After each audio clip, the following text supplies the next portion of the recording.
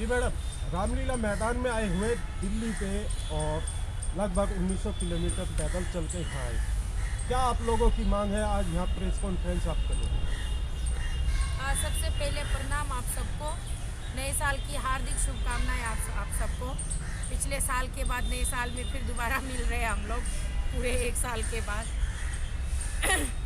बात ऐसी है, नवंबर महीने तक तो हमारा आप लोगों ने देखा ही है, सितंबर से लेकर नवंबर तक तो हम वही जंतर मंतर पर डटे हुए थे। फिर दिसंबर के महीने में भी हमने जंतर मंतर का परमिशन अप्लाई किया हुआ था, लेकिन किसी कारणवश वहाँ हमें परमिशन नहीं मिल रही थी। शायद पहले से जंतर मंतर बुक था या क्या था पता नहीं।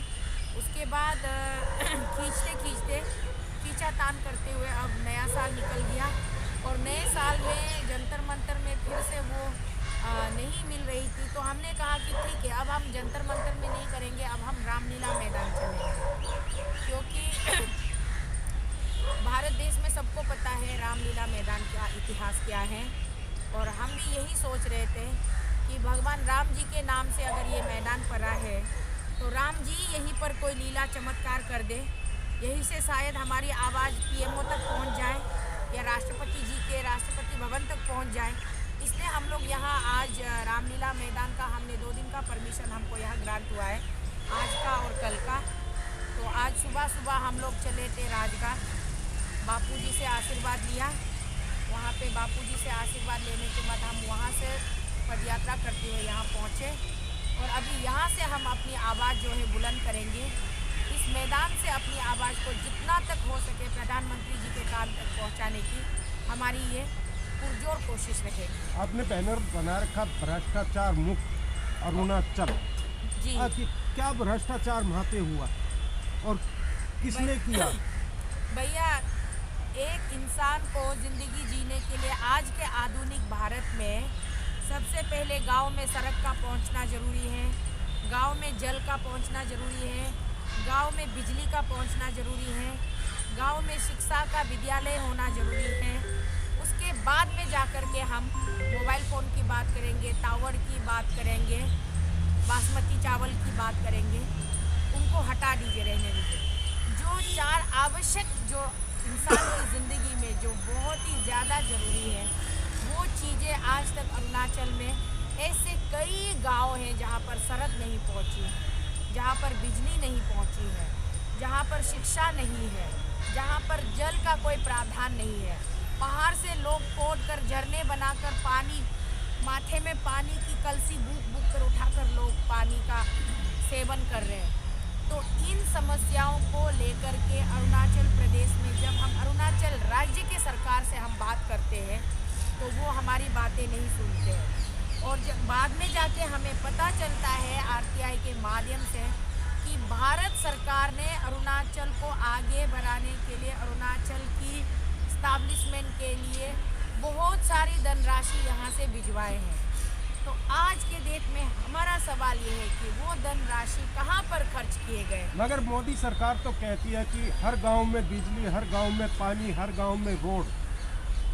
क्या इसीलिए मोदी जी से हम यहाँ गुहार लगा रहे कि मोदी जी कृपया करके 1 दिन या 4 घंटे का टाइम निकालिए। अरुणाचल आप जाते रहते हो, केवल राजधानी या फिर कोई जो कि आपका डिक्लेयर किया वाला स्मार्ट सिटी, उस जगह पासीघाट, ईटानगर आप जाते हो।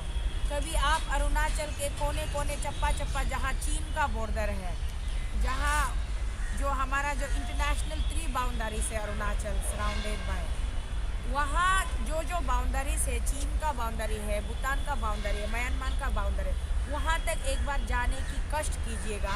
आपको पता चलेगा कि आपके देशवासी कितने पीड़ा में जी रहे हैं। केंद्र सरकार बजट दे रही अरुणाचल प्रदेश को जी, क्या वहाँ की जो सरकार है वो पैसा नहीं बना रही जो आम जनता के लिए पैसा जाता है? यही तो हमारा रोना है कि मैं अभी यही कह रही थी, आपने मुझे टोक दिया कि केंद्र सरकार जो धनराशि बेचते हैं उसका खर्च कहाँ हुआ। आज हम राज्य के आम जनता हैं, तो हम इन्हीं सवालों को लेकर के यहाँ देश के राजधानी में हम यहाँ पिछले 5 महीने से हम यही सवाल लेकर बैठे हुए हैं कि जो धनराशि मोदी जी आप वहाँ भिजवाते हो, वो धनराशि आखिर जाती कहाँ है? मैडम सरकार के इतिहास है मैडम, यहाँ पर जो भी धरना होता है उसका कुछ ना कुछ परिणाम तो होता ही है। वो चाहे अन्ना आंदोलन की बात करें या उससे पहले जेपी मूवमेंट की बात करें, यहाँ इतिहास लिखा जाता है। क्या लगता है आपको, यहाँ इतिहास फिर दोहराया जाएगा रामलीला मैदान में? जेपी आंदोलन ने एक इतिहास रचा था, इंदिरा गांधी की सत्ता छीन ली थी। अन्ना आंदोलन ने जन लोकपाल बिल के लिए जो एक हंगर स्ट्राइक उन्होंने अनशन रखा था, उसके वजह से दिल्ली में आम आदमी सरकार का सूर्योदय हुआ। लेकिन हमारा सिर्फ केवल और केवल कोई राजनीतिक मंशा नहीं है। हमारी एक ही चाहत और एक ही हमारी डिमांड है कि सीबीआई और ईडी अरुणाचल राज्य सरकार के करप्शन के अगेंस्ट लगवाया जाए। तो हमें पूरी उम्मीद है, विश्वास है, जेपी जी यहाँ से निराश होकर नहीं गए थे, अरविंद जी, अन्ना जी यहाँ से निराश होकर नहीं गए थे। तो आज हम अरुणाचल अगेंस्ट करप्शन वाले भी पूरी उम्मीद के साथ यहाँ रामलीला मैदान में बैठे हुए हैं कि हम भी यहाँ से निराश होकर नहीं जाएंगे। एक सवाल है कि कई पॉलिटिकल पार्टी जो है वो चुपके से आपको मदद करना चाहती है बीजेपी के अरुणाचल में सरकार के खिलाफ, उनसे आप क्या कहती हैं जब उन्हें सपोर्ट के लिए सामने आते हैं?